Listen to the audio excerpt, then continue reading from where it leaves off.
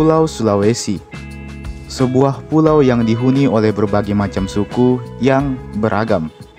Setiap suku ini menghasilkan kebudayaan yang tentu saja membuat pulau ini semakin beragam. Di beberapa video sebelumnya, kita sudah banyak membahas daerah-daerah seperti Makassar, Manado, Palu, dan Selayar. Namun sebenarnya ada satu daerah yang juga menarik untuk kita bahas. Daerah ini berada di atasnya Tanah Toraja, dan daerah ini bernama Nrekang. Nrekang sebuah daerah yang juga diberkahi oleh keindahan alamnya yang luar biasa. Sebuah daerah yang dihuni oleh orang-orang dari suku yang juga unik dan penuh dengan budaya yang menarik. Namun, ada satu pertanyaan yang membuat saya berpikir tentang Nrekang ini. Karena Nrekang ini terlihat memiliki budaya yang cenderung bercampur dengan Toraja, Mandar, hingga Bugis. Jadi, mari kita telusuri asal-usul dari kebudayaan Nrekang ini. Apakah mereka lebih dekat ke Bugis, ke Makassar, ke Mandar, atau Toraja, atau bahkan suku yang lainnya? Sebelum kita lanjut ke pembahasan, saya mau mengajak teman-teman semua buat yang belum subscribe supaya bisa terlebih dahulu ditekan tombol subscribe-nya, supaya channel ini bisa terus memberikan informasi dan hiburan kepada kita semua. Kalau sudah, langsung saja kita masuk ke pembahasan. Kabupaten Nrekang sejatinya adalah daerah tingkat 2 di Sulawesi Selatan. Ibu kotanya ada di kota Nrekang.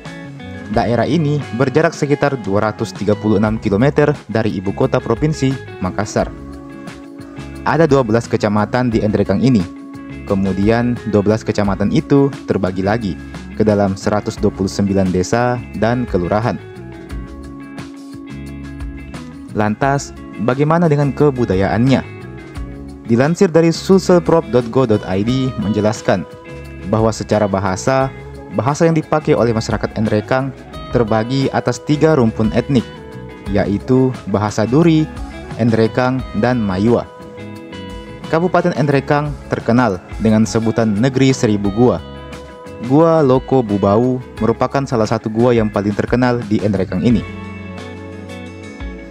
Secara sosial budaya, masyarakat di Kabupaten Nrekang ini memiliki kekhasan tersendiri, disebabkan oleh budayanya mereka yang memang berada di antara persimpangan antara kebudayaan Bugis, Mandar, hingga Toraja.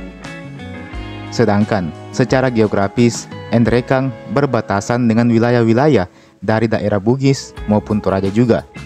Daerah ini berbatasan dengan Sidrap, Wajo, Toraja, dan bahkan Polewali Mandar.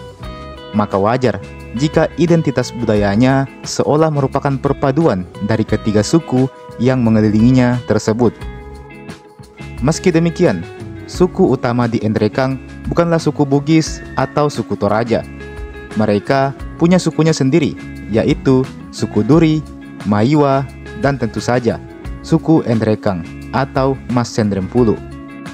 Secara bahasa, sebenarnya bahasa yang digunakan tergolong ke dalam rumpun bahasa Duri. Sebenarnya, secara bahasa yang digunakan di Nrekang tergolong ke dalam rumpun bahasa Duri Nrekang yang memang agak lebih dekat ke bahasa Bugis dan juga Toraja. Daerah Nrekang memang sedikit banyak terpengaruh oleh 3 suku yang mengelilinginya.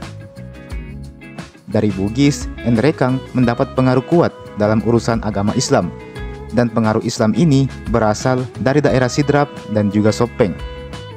Sedangkan secara adat, budaya Toraja lebih kuat pengaruhnya ke Nrekang. Acara ritual seperti kematian, arsitektur, rumah, hingga hubungan dan acara-acara kekeluargaan, semuanya lebih dekat ke Toraja. Sedangkan suku Mandar juga memiliki pengaruh ke wilayah Nrekang, meskipun tidak lebih besar dari suku Bugis dan juga Makassar. Adapun pengaruh Mandar justru lebih ke jaringan ekonomi dan perantauan masyarakatnya yang masuk ke wilayah Sulawesi Barat. Jadi sebagai kesimpulan, akar budaya masyarakat Nrekang sejatinya adalah budaya lokal Nrekang itu sendiri Jadi Endrekang, ya Endrekang, punya sukunya sendiri-sendiri, punya bahasa dan budayanya sendiri-sendiri. Meski demikian, karena wilayah ini diapit oleh daerah-daerah yang didominasi oleh suku Bugis, Toraja hingga Mandar, maka tentu saja wilayah ini mendapatkan pengaruh dari daerah lain tersebut. Misalnya, suku Bugis yang berperan dalam islamisasi di daerah Endrekang, Toraja yang berperan dalam urusan adat dan ritual, hingga Mandar yang memberikan pengaruh melalui kerjasama ekonominya.